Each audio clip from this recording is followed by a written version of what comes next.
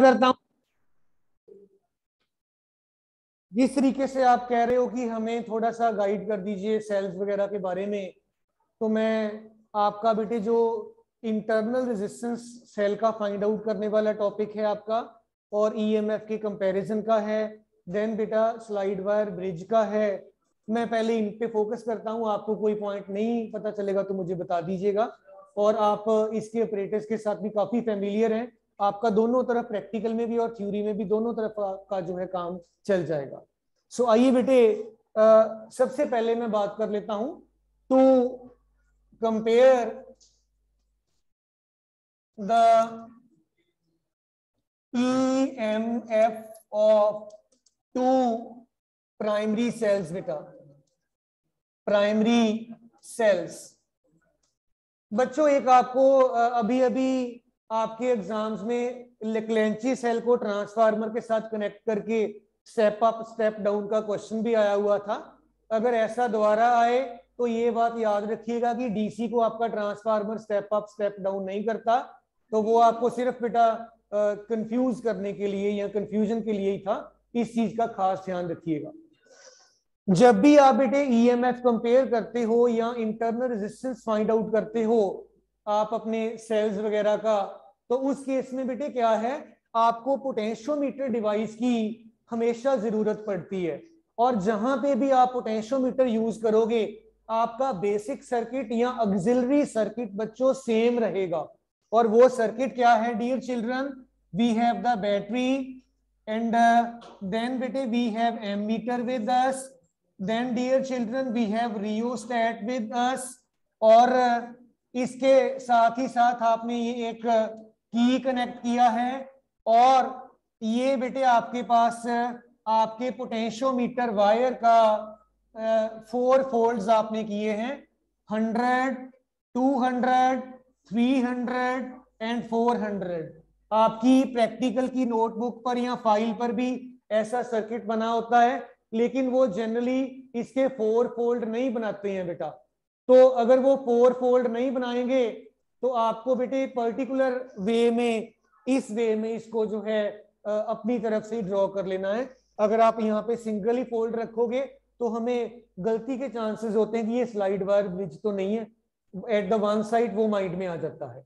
ये आपका positive negative negative positive rheostat, this is the key. ये आपका बच्चों बी और ए एंड आपने लिख लिया। यहां से यहां तक 100, again 100, again 100, again 100, 400 in total आपके पास लेंथ बेटा इस वायर का, पोटेंशियोमीटर वायर का बन गया।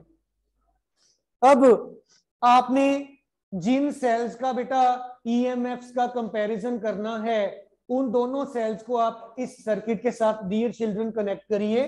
आपका ये एक सेल ये बन गया, मे बी लेक्लेंची सेल हो, मे बी डेनियल सेल हो। एक सेल आपने एक और अटैच किया, और खास बात क्या है बेटे, आपने इन दोनों सेल्स का पॉजिटिव टर्मिनल जिस तरफ बैटरी का पॉजिटिव है उस तरफ आपने एडजस्ट कर लेना है। तो पॉजिटिव पॉजिटिव नेगेटिव नेगेटिव आपने किया। और बच्चों जब आप लेबोरेटरी में जाते हैं प्रैक्टिकल करने के लिए, इन द एक्चुअल सिचुएशन आपको 2 प्लग वाला भी की वहां पे एक मिलता है, जिसमें 2 कीज होती हैं, 2 स्लॉट्स होते हैं रादर। एक की यहां पे डलेगा, एक यहां पे डलेगा, और आप यहां तो रियोस्टेट सॉरी रेजिस्टेंस बॉक्स लगाकर गैल्वेनोमीटर लगा लो, और आप डायरेक्टली भी यहां पे गैल्वेनोमीटर अटैच करके और अपना जॉकी ऐसे एडजस्ट कर सकते हैं। जॉकी आपका आप ऑलरेडी जानते ही हैं क्या होता है, कैसा होता है। अब इस केस में थोड़ा सा बेटे हमारा मैथमेटिकल कंटेंट जो है उसके बारे में भी अगर बात करके देखें, आपने सबसे पहले आपका काम होता है बिल्कुल बिगिनिंग में अपने सर्किट को चेक करना कि क्या हमारा सर्किट ठीक बना भी है कि नहीं बना। एक तो बेटे पहली बात जरूरी है, जब भी आप प्रैक्टिकल करने के लिए जाएं इंश्योर करिए कि आपका जो दोनों सेल्स हैं ये फ्रेशली प्रिपेयर्ड हों। अगर फ्रेशली प्रिपेयर्ड नहीं होंगे तो इनके इलेक्ट्रोड्स के राउंड अबाउट बेटे आपका जो गैस के बबल्स हैं वो डिपॉजिट हो जाएंगे, electrical contact with the electrode will come into an end, और आपकी इनकी ईएमएफ जो है वो खत्म हो जाएगी और आपका सिस्टम वन साइडेड डिफ्लेक्शन देगा। दूसरी बात, ऐसा भी हो सकता है कि आपका कोई कनेक्शन लूज हो तो भी ये वन साइडेड डिफ्लेक्शन देगा, तो ये चीज का आपने ध्यान रखना है। अब बेटे आपने क्या किया, इतना सर्किट रियलाइज करने के बाद यहां पे की इंसर्ट कर दी, ये आपका इलेक्ट्रिकल कॉन्टैक्ट बन गया। बिल्कुल पहले स्टेप पे आपने क्या किया, अपने जॉकी को बी पॉइंट पे टच किया, आपका गैल्वेनोमीटर मान लीजिए इस तरफ डिफ्लेक्शन शो कर रहा है, फिर आपने इसको ए पॉइंट पे टच किया जॉकी को, आपके गैल्वेनोमीटर को अपोजिट साइडेड डिफ्लेक्शन शो करना चाहिए, नहीं करता तो आपका कुछ ना कुछ गलत है, इस चीज का ध्यान रखिएगा। और क्या गलत है वो मैंने आपको ऑलरेडी बता दिया है कि कनेक्शन कोई लूज हो सकता है, और हो सकता है कि आपका सेल ना वर्क कर रहा हो, और ये भी हो सकता है आपकी बैटरी ना वर्क कर रही हो, तो भी ये प्रॉब्लम आ सकती है। इसके बाद बिल्कुल आसान काम, आपने ऑलरेडी इंसर्ट कर रखा है इस प्लग को, और आप नोट कर लीजिएगा कि इसकी ईएमएफ अगर E1 है, इसकी E2 है, ईएमएफ E1 जो है, बिकॉज आप इस सेल का करंट कहीं और यूज नहीं कर रहे हो, it will be giving you the balancing length L1 across the potentiometer wire. और आप अगर बेटे इसको हटा दोगे, आपका E1 जो है दैट विल बी KL1, इसके बराबर आ जाएगा। You can mark this as equation number 1 dear children. इसके बाद आप इस की को एलिमिनेट कर दीजिए, रिमूव कर दीजिए, खाली कर दीजिए ये स्लॉट। इसके बाद आप सेकंड स्लॉट में की डाल दो, आपका दूसरे वाला सेल वर्क करना स्टार्ट कर देगा, पहले वाला अब सर्किट में नहीं हुआ। तो आपके पास E2 जो है ये आपको मान लीजिए कोई और पॉइंट पे बैलेंस पॉइंट दे देता है, L2 के बराबर का आपका बैलेंसिंग लेंथ आ जाता है। तो आपका E2 जो है it will be equal to then K and L2। बेटा आपने EMFs का बिकॉज कंपैरिजन करना है, आप इक्वेशन नंबर 1 को बच्चों इक्वेशन नंबर 2 से डिवाइड करिएगा, E1 upon E2 it will B KL1 upon KL2, K constant है आपका, दोनों के लिए सेम ही होगा, कैंसिल आउट हो जाएगा। E1 अपॉन E2 आपके पास बेटे L1 बाई L2 के बराबर आ जाएगा। इस तरीके से आप अपने EMFs का कंपैरिजन कर सकते हैं। बहुत ही आसान एक्सपेरिमेंट, कोई मुश्किल नहीं, लेकिन इसमें सिर्फ आपके बेटा अगर सर्किट ठीक है तो ये 2 मिनट का काम है, अगर सर्किट में कोई दिक्कत है तो फिर आप इसको देखते रह जाते हैं, फिर टाइम का नहीं पता चलता कुछ भी। नहीं बेटे आपको वैसे ही सर्किट बड़ा लग रहा है, इसमें है कुछ भी नहीं है बेटे। डियर चिल्ड्रन मेरी बात ध्यान से सुनिएगा, जब भी आप प्रैक्टिकल के लिए अपीयर होते हैं, एक स्टूडेंट को एक अपरेटस ही दिया जाता है, आपने अकॉर्डिंग टू दैट ही वर्क करना होता है। जैसे हम, मेरी बात तो सुनो पुत्र, जैसे हम अपने रूटीन में लैब में वर्क करते हैं, कई बार हम 2 या 3 फ्रेंड्स मिलके काम कर लेते हैं, हम वैसा प्रैक्टिकल में नहीं होता, वहां पे आपको इंडिविजुअली करना होता है, इस चीज का खास ध्यान रखिएगा। सर्किट डायग्राम, सर्किट सेटअप और बेसिक थ्योरी पार्ट आपकी टिप्स पे होना चाहिए, राइट जी? गुड़िया राइट, बहुत बढ़िया, वेरी नाइस। इसके बाद हमारे पास है इसी बेटा सेटअप के साथ हम एक और भी एक्सपेरिमेंट परफॉर्म किया करते हैं, that is to find the internal resistance of the cell. Second वाला है आपका इसी का है, to find the internal resistance of a cell. आपको बच्चों एक प्राइमरी सेल दे रखा है, आप इसका इंटरनल रेजिस्टेंस फाइंड आउट करना चाहते हैं। सो आइए बेटे देखें, ऑक्सिलरी सर्किट सेम रहेगा, आप बना के देखोगे तो फिर आपका प्रैक्टिस भी हो जाएगा बच्चों, करके देखिए साथ साथ। आपके पास ये सेल है और भूमिका आगे क्या लगाऊं पुत्र? हाँ चलो है तो सही ना, आज आई हुई है, यहां पे क्या लगाऊं मैं? बहुत बढ़िया, वेरी नाइस, आगे very good, very intelligent students, आगे की लगा दिया, बहुत बढ़िया। और इस सबके साथ पोटेंशियोमीटर वायर, तरन बोल रहा है, वेरी नाइस। 100, 200, 300 और ये 4 फोल्ड आपके पूरे हुए जी, और आपका पोटेंशियोमीटर बच्चों बन गया, राइट। अब पॉजिटिव नेगेटिव मार्क करना कभी नहीं भूलना आपने। ये आपका सारा सेटअप हो गया जी, और ये आपका ए पॉइंट, इसको आप बी पॉइंट कह सकते हैं। ये सारा आपका वुडन बोर्ड के ऊपर फिट किया हुआ होता है उन्होंने, और आपने, ये आपका सेल है जिसका आप इंटरनल रेजिस्टेंस निकालना चाहते हैं, राइट जी। और अब आप क्या करिए जी, इस पर्टिकुलर सेल को with the help of A galvanometer एक जॉकी के साथ कनेक्ट कर कर ऐसे लगा दीजिए। ये जॉकी है आपके पास, और इस बात का खास ध्यान रखिएगा, जिस तरफ बैटरी का पॉजिटिव है सेल का पॉजिटिव उसी तरफ होना चाहिए, सेम आपने पॉइंट पर उनको in contact with each other रखना है, राइट जी। इसके बाद आपने जब लेबोरेटरी में ये एक्सपेरिमेंट परफॉर्म किया होगा, आपने वहां पे एक छोटे साइज का रेजिस्टेंस बॉक्स यूज किया होगा, शंट बोला होगा आपने उसको। तो ये आपका dear children shunt resistance box आपने रखा, इसके पास एक और की लगा दिया, ये K2 की कह दो, इसको K1 कह दो डिस्टिंक्शन के लिए, और इसके अक्रॉस आपने इसको लगा दिया जी। ये आपका बेटे सर्किट का सेटअप हो गया।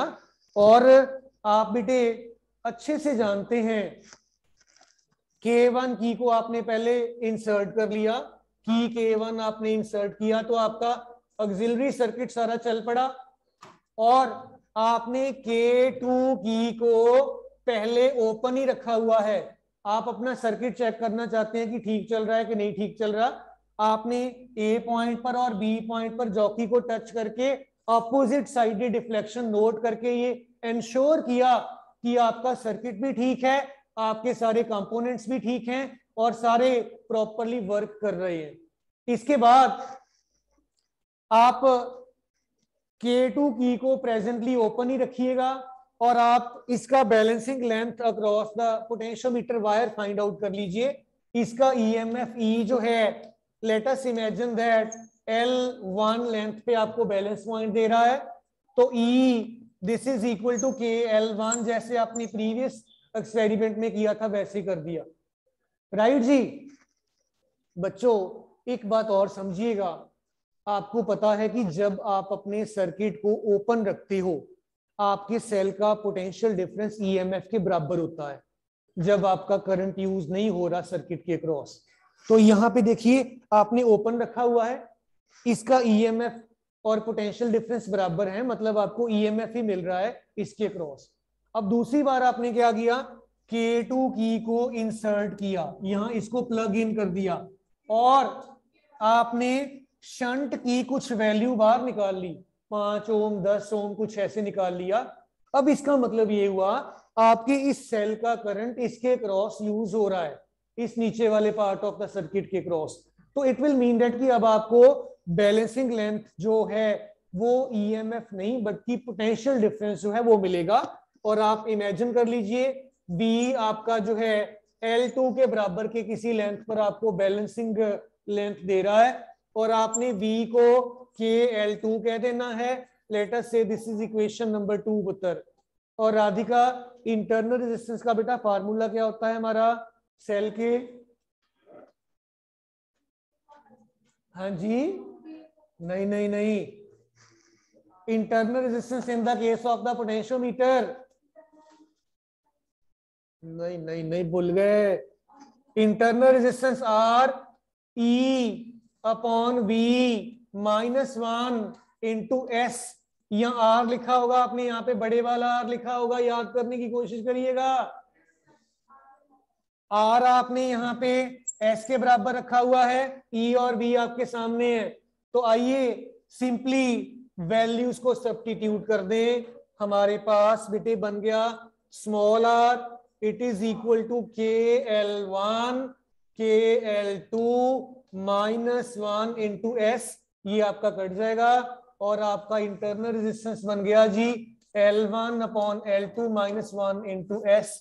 ये बेटे आपके पास आपके सेल के सिस्टम का इंटरनल रेजिस्टेंस आपको मिल गया। आई होप इसमें कोई मुश्किल नहीं आएगी आपको, एक्सेप्ट सर्किट में कोई दिक्कत ना आ जाए, बाकी कुछ नहीं इसमें।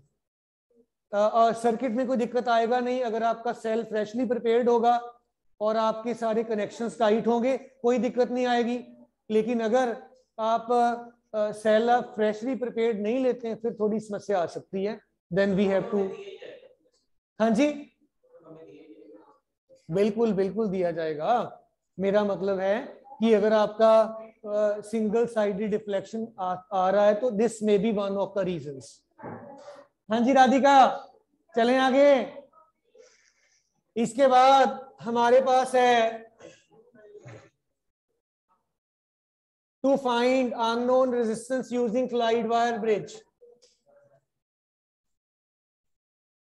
टू फाइंड unknown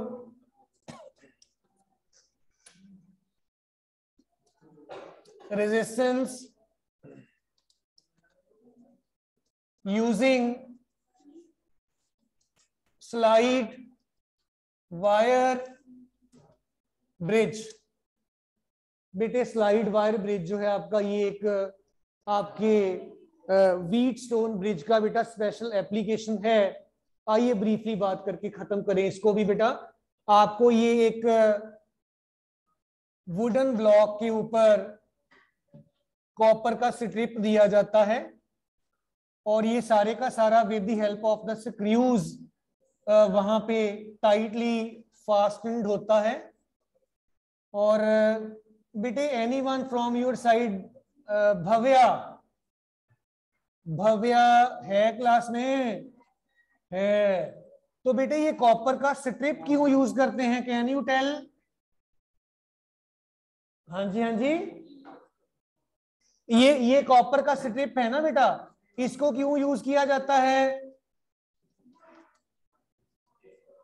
बेटा? इसका area of cross section, surface area ज्यादा, रेजिस्टेंस कम होगा, that's why we use this. Wire नहीं यूज करते इसीलिए। और यहाँ पे आपका कॉन्स्टेंटन का वायर लगा रहता है, इसका लेंथ 100 सेंटीमीटर होता है और आपने इन दोनों एंड्स के बीच में अपना बेटे जो है इस जगह पर आपने अपना रेजिस्टेंस बॉक्स अटैच किया। आपका अपना नॉन रेजिस्टेंस आ गया यहाँ पर। ये गैल्वेनोमीटर के लिए सेंटर पे एक स्लॉट बना हुआ है और यहाँ पे आपने अपना अननोन रेजिस्टेंस जो है, इमेजिन कर लीजिए एक्स है, आप इसको निकालना चाहते हैं, वर्कआउट करना चाहते हैं, आपने वो लगा दिया। और यहाँ पे आपने एक बेटा बैटरी और देन एमीटर और बेटे आप रियोस्टेट करंट को कंट्रोल करने के लिए डेफिनेटली लगा सकते हैं और आप की भी यूज कर सकते हो यहाँ पे। और आपका ये सारा सेटअप कुछ इस तरीके का है। और बच्चों जॉकी को बिल्कुल नहीं भूलना आपने, यहां से गैल्वेनोमीटर लगाकर आपके पास जॉकी जे आपने ऐसे मैनेज कर रखा है और आप जॉकी को इस वायर के ऊपर स्लाइड करते हो, इसीलिए इसका नाम स्लाइड वायर ब्रिज भी पड़ा है। और इसकी लेंथ बिकॉज एग्जैक्टली 1 मीटर होती है, that is why this is called metre bridge also बेटा। सो ये आपका सिस्टम स्लाइड वायर ब्रिज का चल पड़ा। आपने जॉकी जे के साथ यहां पे बैलेंस पॉइंट निकाल लिया, आपका गैल्वेनोमीटर 0 डिफ्लेक्शन शो कर रहा है। ये वाला लेंथ इमेजिन कर लीजिए L है, तो बाकी बचा हुआ लेंथ आपका 100 माइनस L सेंटीमीटर्स के बराबर आपको मिल जाएगा। और अगर आपके इस वायर का resistance per unit length R ओम के बराबर है, रेजिस्टेंस, हाँ जी, resistance of 1 unit length of the wire अगर स्मॉल r है, तो इतने हिस्से का रेजिस्टेंस अगर मैं P बोल दूं तो P will be equal to small r into L। इस हिस्से का रेजिस्टेंस अगर आप Q बोल दोगे, it will B 100 minus L into R आ जाएगा। P और Q आपका निकल गया जी। और यहां से आपने R की वैल्यू, आपका R आपका नोन रेजिस्टेंस है, R आपका अननोन नहीं है, एक्स आपका अननोन रेजिस्टेंस है। और बच्चों व्हीटस्टोन ब्रिज प्रिंसिपल आपको कहता है P upon Q is equal to R upon X। तो वैल्यूज डाल दीजिएगा। P upon Q is R upon X। P आपका L इंटू R के बराबर, Q आपका 100 माइनस L इंटू R के बराबर, R आपका नोन, X आपका अननोन।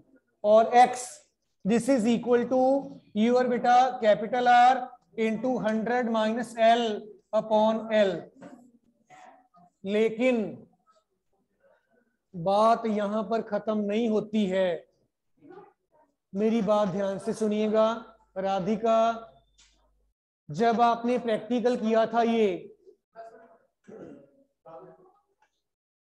जब आपने ये प्रैक्टिकल किया था, आपने उस टाइम पे specific resistance of the material of the wire जो आपने यहाँ पे यूज किया वो फाइंड आउट किया था। Can you suggest any way how to find out the specific resistance of this part of the material और this length of the wire? आपको इसकी रेजिस्टिविटी चाहिए ना बेटा, कैसे निकालोगे आप? हाँ बताइए, वही मैं पूछ रहा हूं। It is good good good, बहुत बढ़िया। एल कहां से आएगा, ए कहां से आएगा?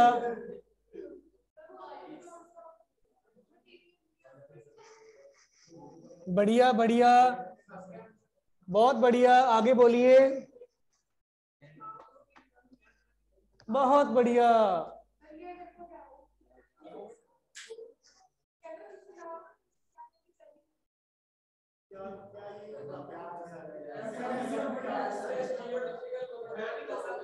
सुनो फिर मेरी बात ध्यान सुन लो, पहले पहले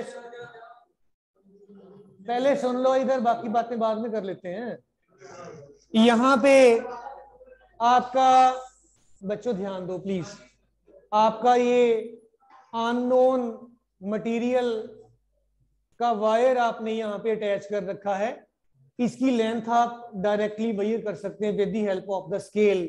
लेंथ आपने कैलकुलेट कर लिया और आप स्क्रू गॉज इसके साथ इसका रेडियस फाइंड आउट कर लीजिएगा। स्क्रू गॉज का रेडियस आपका निकल गया। इसका बच्चों एरिया ऑफ क्रॉस सेक्शन जो है पाई आर स्क्वायर होता है।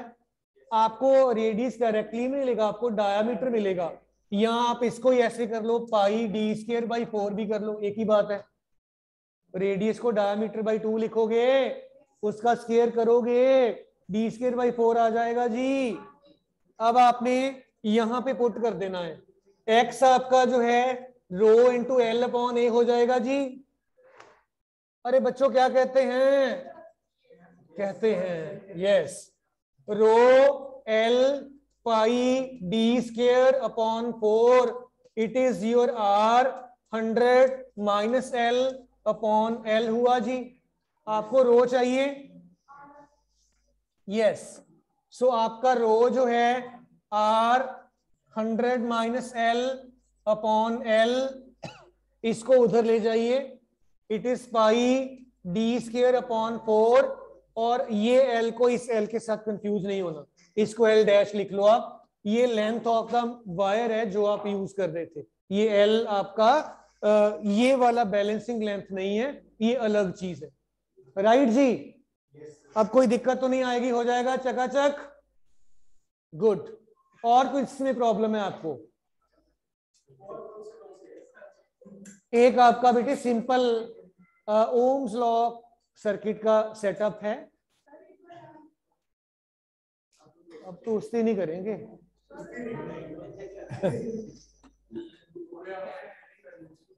अब मैं देखो मंडे वहां पे बैठा रहा, आपको वेट करता रहा, आप पहुंचे ही नहीं। अच्छा सर बता देते तब आ जाते। मतलब घुमा फिरा के सर के ऊपर ही बात आ गई है ना? चलिए ठीक है, मान गए, आपकी बात मान गए जी, मान गए बेटा, कोई बात नहीं। एक 2 मिनट आपके मैं हाफ डिफ्लेक्शन मेथड वाले के सर्किट के ऊपर लगाना चाहूंगा। सिंपलेस्ट एक्सपेरिमेंट है वो आपका। अगर आपको आता है आई विल मूव अहेड। आता है, चलें आगे।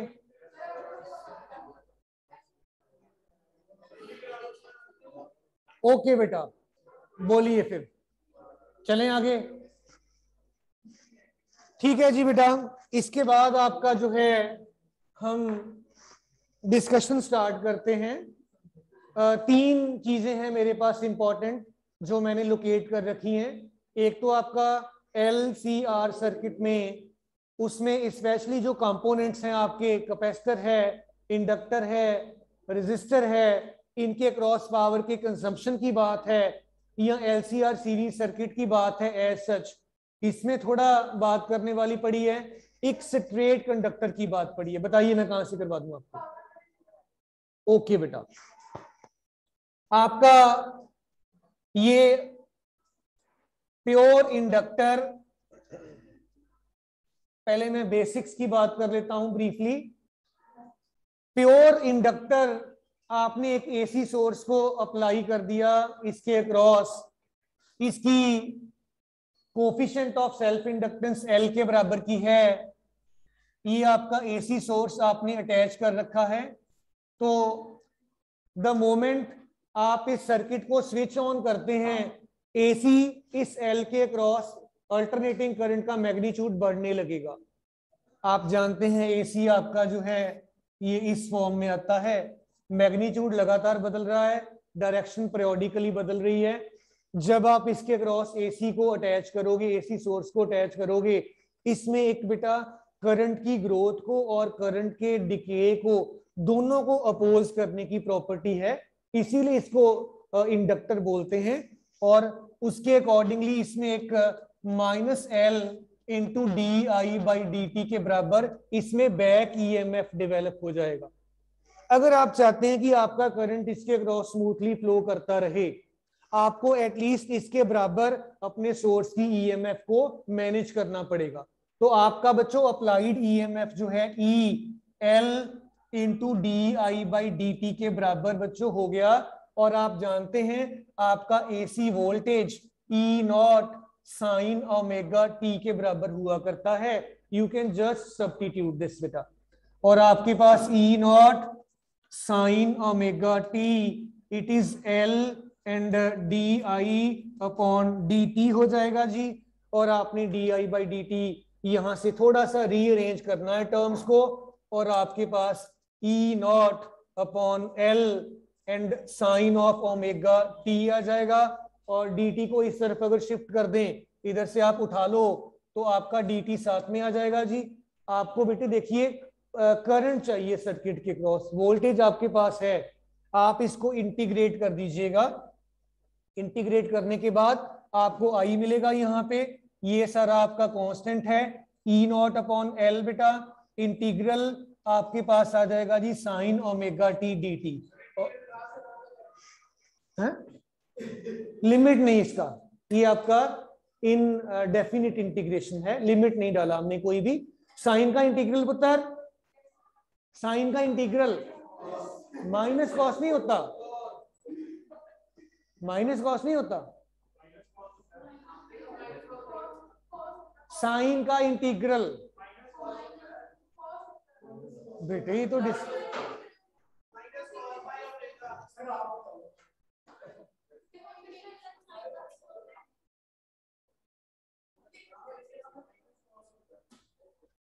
साइन का इंटीग्रल माइनस कॉस हो गया, ठीक है जी। माइनस कॉस का डेरिवेटिव कर दो, साइन वापस मिल जाता है, तो फिर क्या डिस्प्यूट है।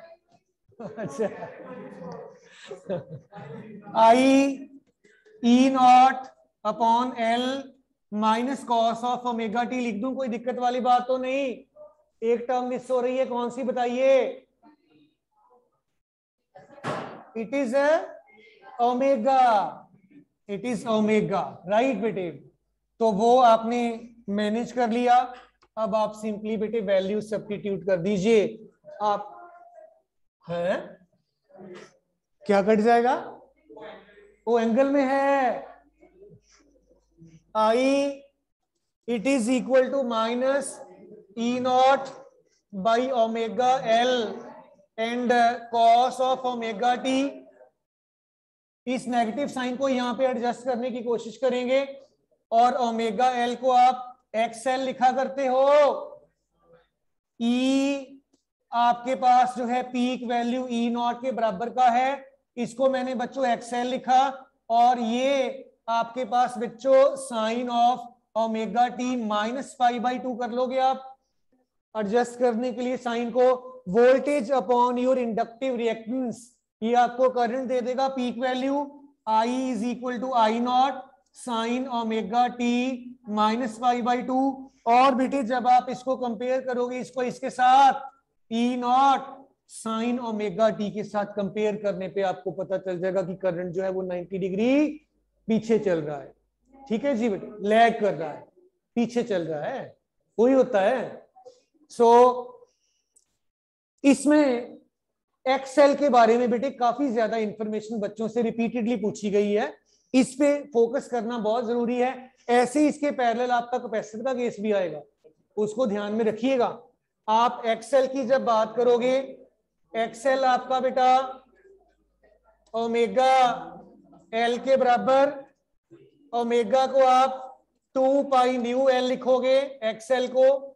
डियर चिल्ड्रन, भव्य डीसी सोर्स आपके इस इंडक्टर के अक्रॉस अगर लगा दिया जाए, what will be the result? Listen बेटा, एक छोटा सा काम कर लीजिएगा। एसी के लिए फ्रीक्वेंसी न्यू आपका 50 हर्ट्ज होगा, डीसी का 0 होगा, वो बना लीजिएगा, और एक्सेल वर्सेस फ्रीक्वेंसी ग्राफ देख लीजिएगा। थैंक यू ऑल बेटे।